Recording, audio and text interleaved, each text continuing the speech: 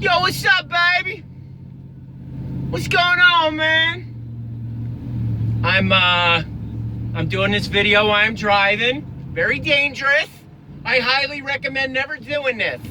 But it's kind of like I'm just kind of talking to somebody that would be next to me, right? Right? And I'm in my personal vehicle, so Schneider can. You know what I mean? They're like, yeah, you're doing video while you're driving. I'm not. I'm doing video while I'm driving my personal time. Let's speak about that. So I'm doing this video about my personal time and Schneider. And they're starting to upset me. They're starting to get under my skin a little bit. All right, let's talk about what's going on. Let's see, what's the thing? You know, I did a video on winter driving and how Schneider is pretty cool about it. Well, we had a little storm over this past week, and they weren't all of a sudden so nice about it. And let me tell you what happened. You know, a lot of you guys know my story, but I have to repeat it to kind of set up the story. You know what I mean? Well, a lot of you guys know I run out of a distribution center, and my house is about 45 minutes away, and I go home every night. So I have a dedicated route. I drive a sleeper, but basically I'm able to go home a lot at night. You know, a lot of these guys at my dedicated route, they spend the night at that distribution center. They drive in on a Sunday night or a Monday morning, and they'll stay there all week till Friday, till they get off. I don't do that. There's about 3 or 4 of us that we go home a lot because our houses are close to that distribution center. Oh, that sucks. That lady can't get out of her driveway. So that's my story. So what happened was, it started snowing basically, say 2 o'clock in the afternoon, and I went home, and I knew it was a big snow. It was gonna snow all night. It started snowing on 2 o'clock afternoon, and they weren't planning on it to stopping till about 10 a.m. the next day. So I had it in my head our Qualcomm getting messages. There's a snowstorm coming. Please, if you don't feel safe, please pull over. Don't drive in this. You know, it's gonna be bad. Blah blah blah. So basically, I got home, or I drove home. Now it's gonna snow for about. It's gonna snow for about 16, 17 hours straight. The roads are shit. So I woke up, actually I called that night. I was like, yo, I'm not gonna make my first load. I said, maybe it's gonna be done in the afternoon. Maybe I'll come in and get an afternoon load done for you guys. Now I have to call Wisconsin because my home base isn't open. So 7 o'clock in the morning when they come, I called them. They're talking about it's gonna last until like 1 p.m. I had almost 12 inches of snow at my house. The distribution center had about 8 or 9 inches. So I called them up, and I put on the news in the morning. There's a tractor trailer had killed 2 people in a minivan. You see on the highway these tractor trailers jackknifed and all. So I called at like 7:30. I was like, yo, I'm not coming in today. I don't feel like the roads are safe, and I'm not coming in. Well, the lady starts giving me a rash of shit. Like, oh, why are you calling so late? And I find it interesting that you're calling now from your house. You know, we expect people to go out there and try. So what do you want me to go out there and try and then get in an accident and be like, well, I tried. I got in an accident, but I tried. After you're telling me not to even attempt it on the computer from the safety people? You see what I'm saying? That pisses me off. So anyway, she gives me a rash of shit. I didn't say nothing. I let her go on, and I was like, I don't feel safe. I'm not driving. She's like, yeah, I heard you the first time. I'll let them know. I'm like, holy shit. So now all this, you're the captain of your own ship, and safety comes first, and please be careful, all went right out the window. You know, they were good the last couple times, but see, there twice I drove in snow when I shouldn't have drove. Like, I was sliding. I was nervous. I didn't feel comfortable. Okay, and I could care less what other truckers are doing. I'm way too mature to be like, well, they're doing it, so I should do it. If I'm worried about it, if I'm like, man, should I go? Should I not go? Should I go? If your question, in my opinion, I'm not going. I'm a freaking rookie. All right? I've been driving one of these freaking things for 9 months. Yeah, I don't feel comfortable when it snows a foot of snow. All right? Don't mess with me. So that pissed me off. So then, pretty much 2 days ago, they pretty much changed all. They're having a lot of trouble because trucks are freezing up. There's a lot of more breakdowns. People are calling out because of the weather. So basically, and I think my call out had a lot to do with this, they basically want us to go in on Sunday night, get our loads, and sleep at the Lowe's. Okay? So they basically want us to come in Sunday night and not leave until Friday, till we're done our shift or whatever. So instead of, because usually our load, it's slow, okay? So they're getting our loads done early. They're getting our loads done the night before. So now what they're saying, since the load's done, they don't want us to go home, or they don't want us sleeping at the distribution center. Since our load's done for the next day, they want us to drive it there and then sleep at the Lowe's parking lot or in the back there. So we're already there. That way, if any breakdowns happen, they get more time. Usually we all come in at like 3 in the morning, drive our loads and get it there for 7 a.m. But they're figuring if anything happens the night before, then they got more time to recover the load, figure out what they want to do, which makes sense, but that wasn't part of the deal when I started. The deal was,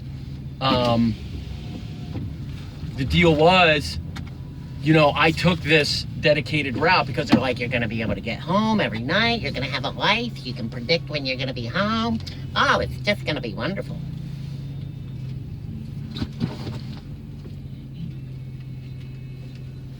Oh, I'm getting my mail. Hold on. Come on, bear with me. So anyway, so now they want us to be there basically all week. Which ain't gonna happen for me. I ain't doing it. Basically, they want us to start this Sunday. I'm gonna keep doing it exactly the way I do it. If they have something to say, I got a couple options. I'm gonna say, well, one, that's bullshit. I have obligations at home. I've been doing it this way for 8 months, and now you want me to change my whole life and tell my wife, hey, babe, next week I'm not gonna be here, so you take care of the dogs and all the shit that goes on at home, and that's, if I want that, I'll go OTR, which I don't want that, and I'm not gonna do that. That ain't my shit. So, I can do that, or I can get a transfer. There's actually a local, something local near here that's a home daily. It's actually, you're in a day cab. I just didn't want it because you have to go into New York. The hours are a lot different. I could do that. For you guys that have been following me, I'm just trying to make it till April anyway, and then I'm done. I'm gonna do my food cart business. That's my passion. That's what I want to do. So I got 2.5 months left. So anyway, that pisses me off. And then check this shit out. These are the balls on these trucking companies. The people, it's funny, these dispatchers, they go home every night, but they have no problem. Oh, no, there's 2 other things. Let me go over 2 other things. They have no problem, like, telling you that your life should revolve around Schneider and you should just live for Schneider. They're freaking insane. So that pissed me off. Then this pissed me off. My dogs are going, wow, I just got home. They're like, holy shit, he's here, man. Let's go. I'm going to shit my pants. This is what happened. I had a bad tire. And one of my tires was really bad. So this is another thing that bothers me. I'm sure, I guess this is just trucking. Basically, they have tire banks. They have places all over the country where you can stop in and say, hey, I'm with Schneider, I need a new tire.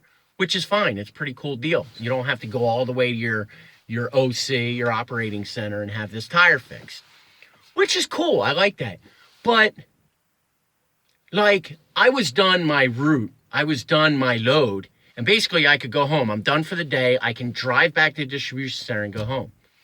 Well, I had to go to this tire bank to get my tire fixed. It was 20 miles out of the way, so 20 miles there, 20 miles back, so 40 miles I drove.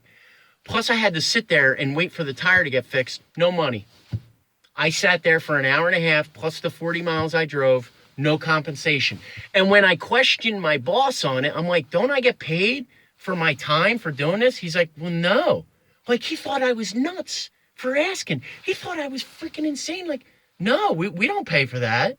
He's like, we're doing this as a favor to you guys, as to have tire banks all over so you don't have to come into the OC and lose a load. This is something that we do for you guys. This is what I'm like, yeah, but I'm sitting there getting your tire fixed. This isn't my tire. It's on the truck. That's like me telling him that he uses a computer all day. Hey, buddy, when you're done work, okay, your computer's down, take the computer to the shop and wait there for 2 hours. By the way, you're going to have to drive. Wait there for 2 hours. We're not going to give you any money for it. We're good that you should do that for the kindness of our heart for giving you a job. It's freaking insane, man. To me, maybe I'm nuts. Maybe all you guys have been doing trucking forever and be like, yeah, that's how it is, man. That's how it is. I should get paid for my time. My time is so freaking valuable to me. It's not even funny. And you want me, so basically that probably took 2.5 hours to drive there out of my way, sit there, wait for him to fix my, 2.5 hours, poof, gone, that I don't get paid for. Why would you get paid? So that pissed me off. And the last thing that pissed me off, I grabbed, try and be quick about this. So I grabbed some paperwork because my job was active. So I grabbed my paperwork, I put it in my truck, the paperwork for the load that I was in the middle of. I didn't hook up the trailer because I had my truck at a bobtail, and then I went home for the night. So my DBL, my dispatcher, he called me up. He's like, Jay, I got to switch your loads. I got to give it to Saul, and you're going to get a new load. And I'm like, all right. And I hung up the phone. As I hung up the phone, I'm like, oh, shit, I got that paperwork. The new driver's going to need it. And so they're going to know they're going to have to get new paperwork because the paperwork's sitting in my truck. So I talk to this other guy. I'm at the gym, sweating. Just got off the phone with my wife. I'm like, yeah, I'll be home in a little bit. We'll have dinner. Yeah, but I'm sweating. I told him, I'm like, listen, that paperwork's in my truck, which is of no fault of mine. I'm supposed to grab the paperwork because I'm in the middle of the load. I didn't hook up to the load yet, but you grab the paperwork first. So anyway, he's like, well, you have to go back. Now, the distribution center is 40 miles away from 45 minutes from my house. He's like, well, you have to go back and take it back to the office. I'm like, well, that's not happening. He's like, what do you mean? I'm like, I'm at home, dude, for the night. I'm off the clock. I'm not going back in till tomorrow morning. I'm not driving 45 minutes there to hand them paperwork. He's like, well, you have to. We need that paperwork. I'm like, listen, buddy. I'm like, it ain't my fault that you switched the orders in the middle of my load. I'm like, that's your fault. He gets off I can hear him asking my DBL, who's like kind of runs the loads. I hear the DBL go, he's got to take it back. He gets back on the phone. The guy's like, you got to bring it back. You got to come back and get in your truck. And I'm like, dude, maybe you're not listening to me. I ain't bringing the paperwork back. I'm not driving 45 minutes to frickin' give you my paperwork. It ain't happening, dude. He's like, well, is there a key to get in your truck? I'm like, no, there's not. I'm like, if you want, when I get there tomorrow morning, I'll take it back to the office. I'm like, that's the way it's going to be. If not, you can call the office and they can make more paperwork. It's going to be a pain in the ass for you, but it ain't going to be a pain in the ass for me. It ain't my shit. I got 14 minutes. So that's the stuff that's been them bugging me about these freaking guys. You know what I mean? The balls, the cojones on them. Like, my life revolves around Schneider. I should punch in on Sunday and live for Schneider for my whole freaking $900 for that week. Oh, fuck that here. Anyway, stay cool. Stay awesome. I love each and every one of you. I really do. I absolutely do. Anyway, I'll talk to you later. All right, see ya.